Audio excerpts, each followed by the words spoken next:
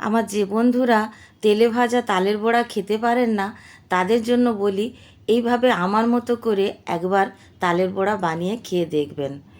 নমস্কার বন্ধুরা, আমি আলপনা সিম্পলের টেস্টিতে আপনাদের সবাইকে স্বাগত।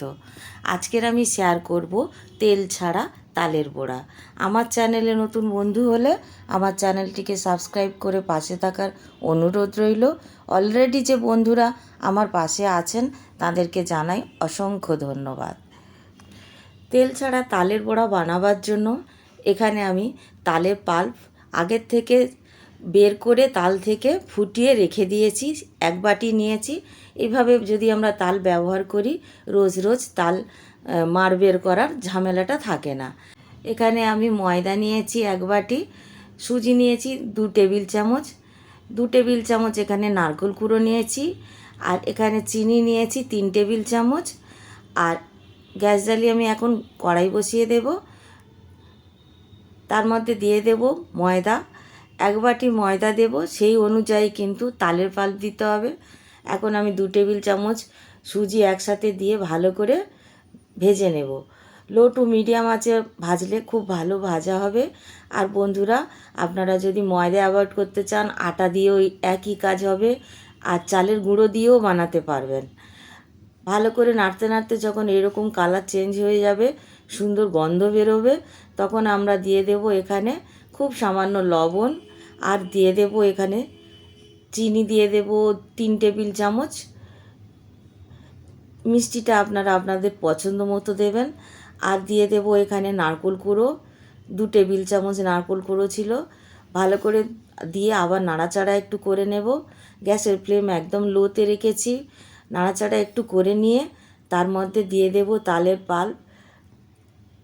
তালের পাল্প দেওয়ার আগে নাড়াচাড়া করার এমনিতে প্রয়োজন নেই, কিন্তু একদিকটা পুড়ে যেতে পারে অনেকক্ষণ ধরে যদি আমরা সব কিছু দিতে থাকি। সেজন্য আমি একটু নাড়াচাড়া করে নিয়ে তারপরে তালের পাল্প দিলাম। আর খুব ভালো করে এখন সব কিছু নাড়াচাড়া করে নেব। এইভাবে সব কিছু একটা কড়ার মধ্যেই মিক্স করে নিচ্ছি, মনে করতে পারেন ভাজাও হচ্ছে, কষাও হচ্ছে, আর মিক্স করাও হচ্ছে।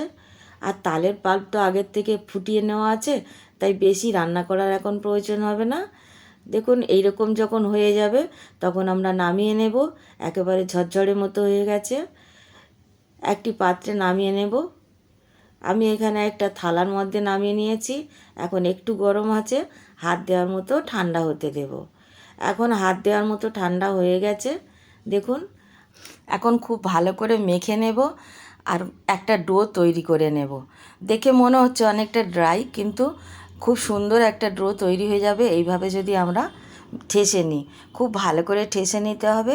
একান্ত যদি আপনাদের মনে হয় সামান্য জল ছিটিয়ে দিতে পারেন, তবে আমার প্রয়োজন হয়নি। দেখুন এমনিতেই কত সুন্দর একটা ডো তৈরি হয়ে গেছে। বেশ শক্ত মতো একটা ডো তৈরি হয়েছে।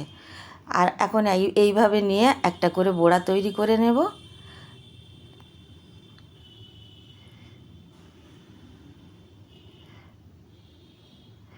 এইভাবে দিয়ে ভালো করে গোল করে শক্ত করে নিতে হবে, নিয়ে এইভাবে রেখে দেব। প্রত্যেকটা এইভাবে আমি বানিয়ে নেব। বন্ধুরা, 4 দিন ধরে ভিডিও দিতে পারিনি, আমার গলা একটু খারাপ আছে, আপনারা নিশ্চয়ই বুঝতে পাচ্ছেন, একটু মানিয়ে নেবেন। আর দেখুন আমি সবগুলো বড়া বানিয়ে নিয়েছি। এখানে একটা ছিদ্রযুক্ত থালা নিয়েছি, তার মধ্যে একটু রেগুলার যে আমাদের রান্নার তেল, রিফাইন্ড তেল সামান্য দিয়ে দেব, দিয়ে ওপরে এইভাবে সব দিকটা স্প্রেড করে দেব। সব দিকটা এখন লাগিয়ে দিয়েছি। এখন আমি বড়াগুলো এর মধ্যে দিয়ে দেব। দিয়ে এদিকে আমি গ্যাস জ্বালিয়ে কড়াই বসিয়ে জল গরম হতে দিয়ে দিয়েছি, তার মধ্যে বসিয়ে দেব।